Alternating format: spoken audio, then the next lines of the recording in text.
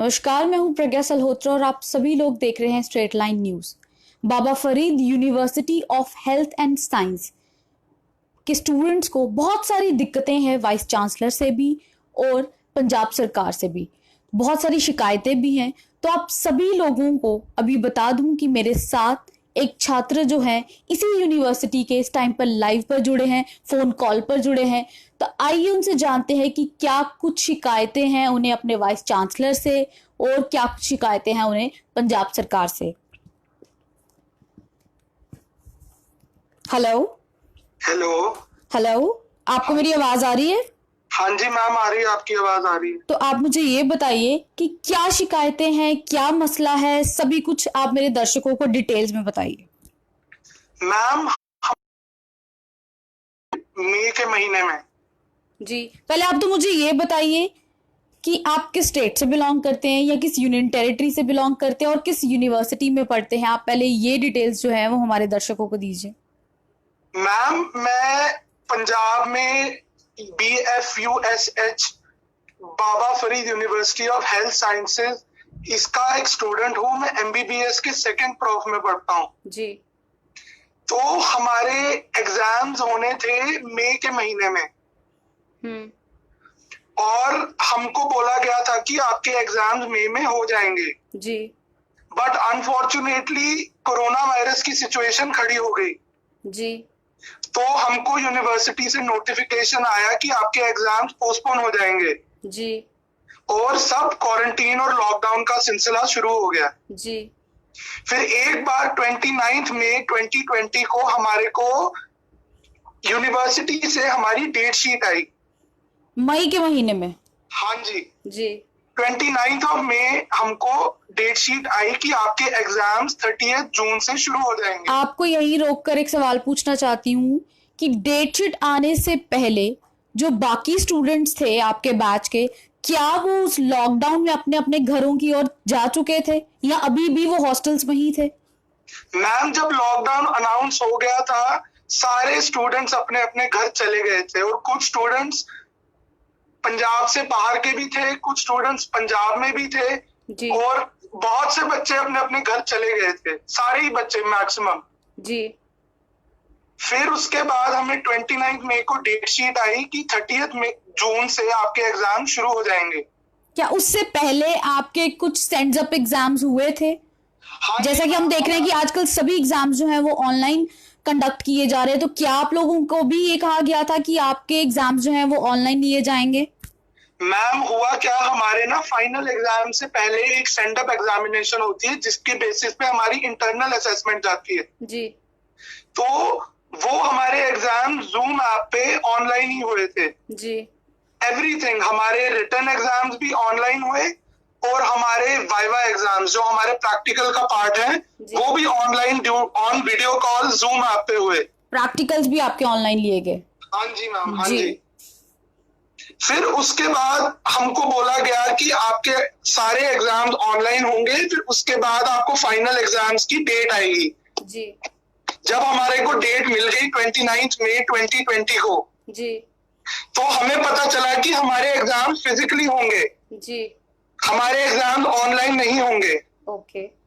तो हमारे जो स्पेसिफिक सेंटर्स है ना जहाँ एग्जाम के, जी, हमें वहां पे फिजिकली प्रेजेंट होके जैसे रेगुलर एग्जामिनेशंस कंडक्ट होती हैं वैसे बुलाया गया। ये नोटिस आने के बाद भी कि आपके एग्जाम जो है वो पोस्टपोन हो जाएंगे, उसके बाद भी डेट शीट निकलती है और उसके बाद आप लोगों को सेंटर्स जो है आप लोगों के दिए जाते हैं कि इस सेंटर में आपके एग्जाम होंगे, वो भी फिजिकली? हाँ जी मैम, हाँ जी, हाँ जी जी। उसके बाद हमें लगा कि ये तो बहुत खराब बात है क्योंकि हमारे स्टेट में लुधियाना में बहुत कोरोना वायरस बहुत एक्सपोनेंशियली बढ़ा हुआ है जी। तो हमें था कि ये तो हमारे लिए अनसेफ हो जाएगा। जी। तो हमने ऑनलाइन ही कैंपेन चलाया, हमने ट्विटर पे prime minister office, CM office सबको हमने लेटर्स लिखी, अपील की कि हमारे एग्जाम्स या तो पोस्टपोन कर दीजिए या तो कैंसिल कर दीजिए जी। क्योंकि ऑल ओवर इंडिया ये सिलसिला चल रहा था। तो हमने कहा why should we be exempted, हमको क्यों अलग रखा जा रहा है। तो आप लोगों की पुकार किसी ने सुनी? डॉक्टर नवजोत कौर सिद्धू जो हमारे यहाँ पे पहले मेडिकल की मिनिस्टर थी, हेल्थ मिनिस्टर थी जी। उन्होंने एक कैंपेन चलाया ऑनलाइन और उन्होंने हमारे वीसी से बात की, जी जो हमारे वाइस चांसलर हैं बाबा फरीद यूनिवर्सिटी के, उन्होंने उनसे बात की, तो कहीं पे हमें लगा कि शायद हमारी बात सुन ली जाएगी। जी तो हमें एक नोटिफिकेशन आई कि आपके एग्जाम्स पोस्टपोन हो चुके हैं। जी बट लेकिन फिर बाद में पता चला कि हमारे चीफ मिनिस्टर साहब ने बोला है कि वो सिर्फ एग्जिट एग्जाम्स पोस्टपोन होंगे, अच्छा जो रेगुलर एग्जाम्स हैं वो पोस्टपोन नहीं होंगे। जी तो हम फिर उस एग्जाम की प्रिपरेशन में शुरू हो गए। जी फिर हमको ये किसी ने नहीं बोला कि हम आपकी रिस्पॉन्सिबिलिटी लेते हैं कि आप आए, हम आपकी रिस्पॉन्सिबिलिटी लेंगे कि आप सेफ रहेंगे, आपको कोई खतरा नहीं है कोरोना वायरस का, इसकी कोई अंडरटेकिंग नहीं हमसे ली गई। जी फिर उसके बाद हमको लगा कि हम तो ब्लाइंड जा रहे हैं अंदर, हमको तो कुछ भी पता नहीं है हमारे साथ क्या होगा, क्योंकि कोरोना वायरस कोई होक्स नहीं है, ये सच्चाई है दुनिया की। जी हम वहां पर गए, जब हम एग्जामिनेशन सेंटर में अपना एग्जाम देने गए, हमें वहां पे पता चला वहां पे कोई सोशल डिस्टेंसिंग लॉज फॉलो नहीं हुए। आपसे जानना चाहूंगी कि आपका सेंटर कहाँ बना था? हमारा सेंटर लुधियाना में ही बना था मैम। जी तो हमको जब कॉलेज में बुलाया तो फिर हमको बोला कि आपको सोशल डिस्टेंसिंग लॉज वगैरह सब कुछ मिलेगा, बट जब हम वहां पर गए कोई सोशल डिस्टेंसिंग लॉज फॉलो नहीं हो रहे थे, कोई सेपरेट बाथरूम्स नहीं थे, कोई सेपरेट एंट्रेंसेस नहीं थी। हमारा जहाँ पे हॉल था, जहाँ पे हमें बैठना था, वो हम लिफ्ट से ऑपरेट कर रहे थे। हमको लिफ्ट भी, एक हॉल में कितने स्टूडेंट्स को बिठाया जा रहा था एग्जाम्स के टाइम पे? Ma'am about 50 students. 50 स्टूडेंट्स को एक ही हॉल में बिठाया गया था। आपसे ये पूछना चाहूंगी, बाथरूम 3 घंटे का आपका एग्जाम होता है, हाँ जी उस मैम। 3 घंटे में क्या कोई वहां पे कोई स्वीपर थी जो उस 3 घंटे में लगातार जितने भी स्टूडेंट्स वो बाथरूम यूज कर रहे थे? पहले तो ये पूछना चाहूंगी कि एक ही बाथरूम था? यस मैम, एक ही बाथरूम हमारी अवेलेबिलिटी के लिए था।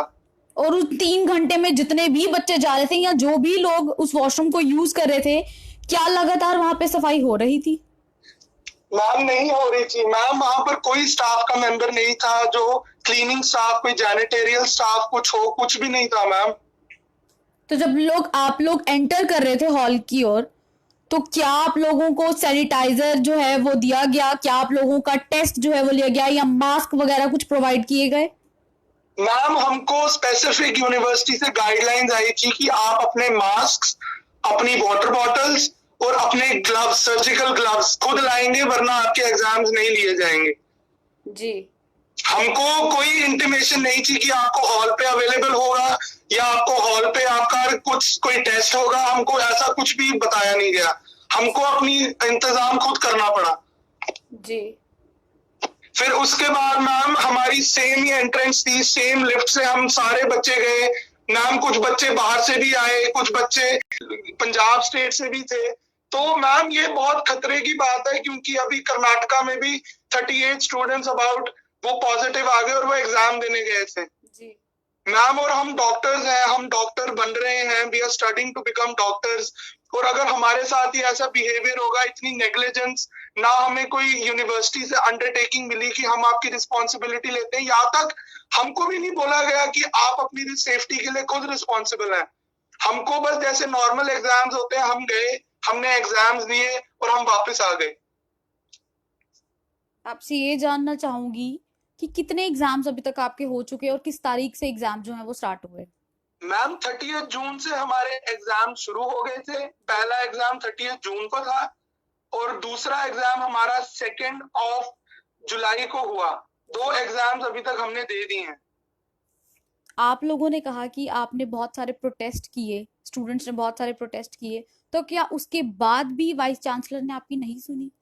नो मैम, हमारे वाइस चांसलर ने हमारी कोई बात नहीं सुनी। हमारे वाइस चांसलर ने बहुत वेग और बहुत इनवैलिड स्टेटमेंट्स हमारे खिलाफ पास की। उन्होंने बोला कि ये वही बच्चे हैं जो एग्जाम की पोस्टपोन या कैंसिलेशन मांग रहे हैं, जो खुद पास नहीं हो सकेंगे। आपके कहने का मतलब ये है कि वाइस चांसलर का कहना ये था कि ये वो बच्चे हैं जो पोस्टपोन करवाना चाहते हैं, जिन्हें लगता है कि वो पास नहीं हो पाएंगे। हाँ जी मैम, हाँ जी।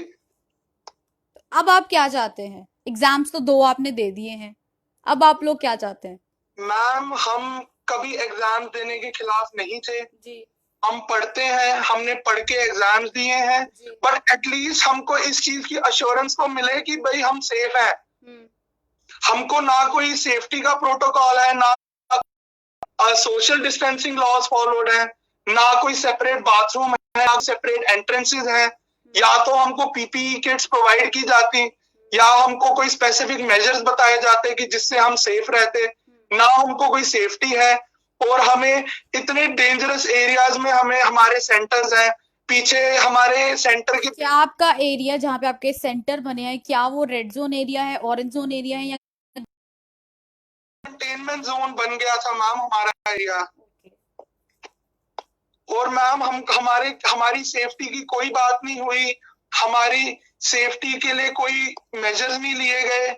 इवन दो हमारे सेंटर्स में सैनिटाइजर्स और मास्क वहां पे फिर सेकंड एग्जाम में हमारे लिए ले आए थे, बट लेकिन हमारे कोई सोशल डिस्टेंसिंग लॉज नहीं फॉलो हुए, कोई सेपरेट बाथरूम्स नहीं थे, सिंगल एक ही एंट्रेंस से सबको लाया जा रहा था, सब वहीं से आए जा रहे थे, सेम लोग झुंड बना के, क्योंकि एग्जाम में हर बंदा डिस्कस करके एग्जाम करता है। एग्जाम से पहले आदमी अपने फ्रेंड्स के साथ डिस्कस करता है कि क्या पढ़ा क्या नहीं पढ़ा। नॉर्मली देखा जाए तो सोशल डिस्टेंसिंग के हिसाब से लोगों को झुंड में खड़ा नहीं होना चाहिए जी फिर भी बहुत ज्यादा झुंड में बच्चे खड़े होकर एग्जाम डिस्कस कर रहे थे। हमें नहीं पता है मैम, क्योंकि एसिम्प्टोमेटिक केसेस भी बहुत होते हैं, कहीं किसी को कोरोना हो गया तो उसकी रिस्पॉन्सिबिलिटी कौन लेता है? जी आपसे पूछना चाहूंगी कि सिर्फ एमबीबीएस के एग्जाम्स हो रहे हैं उस सेंटर में, या बाकी भी एग्जाम्स वहां पे कंडक्ट किए जा रहे हैं? Ma'am all over Punjab MBBS, MD, MS और क्या कहते हैं बीडीएस, फर्स्ट सेकंड थर्ड और फाइनल प्रोफेशनल के एग्जाम्स कंडक्ट किए जा रहे हैं। बहुत बहुत शुक्रिया आपका हमारे साथ लाइव जुड़ने का। Thank you ma'am. तो ये थे मेरे साथ Baba Farid university of health science के एक छात्र, जिन्होंने अपनी शिकायतें जो है वाइस चांसलर के साथ जो थी और पंजाब सरकार से जो थी वो शिकायतें हमारे साथ शेयर की, हमारे दर्शकों को बताई। तो जहां तक सही भी थे ये कि एक स्टूडेंट अपनी स्टेट या अपनी यूनियन टेरिटरी से निकलकर एक दूसरी स्टेट में जाता है अपनी डिग्री पूरी करने के लिए, और ये वो स्टूडेंट थे जो कि एमबीबीएस के स्टूडेंट थे, जो डॉक्टर्स हैं हमारे आने वाले कल के। तो इन्हीं स्टूडेंट इन्होंने साफ साफ बताया कि इन्हें कोई तकलीफ नहीं है, कोई दिक्कत नहीं है इस कोरोना वायरस महामारी के वक्त में भी एग्जाम्स देने की, कोई परेशानी नहीं है। ये एक अपनी स्टेट से निकल कर आए हैं जहाँ ये एक रिस्पॉन्सिबिलिटी बन जाते हैं उस यूनिवर्सिटी की। इनकी शिकायत ये थी कि वाइस चांसलर की तरफ से, यूनिवर्सिटी की तरफ से ऐसी कोई भी अंडरटेकिंग जो है वो नहीं दी गई, ना ही उन्होंने ये कहा कि आप अपनी रिस्पॉन्सिबिलिटी पे आओ, और ना ही उन्होंने इन बच्चों की रिस्पॉन्सिबिलिटी खुद लेनी चाहिए।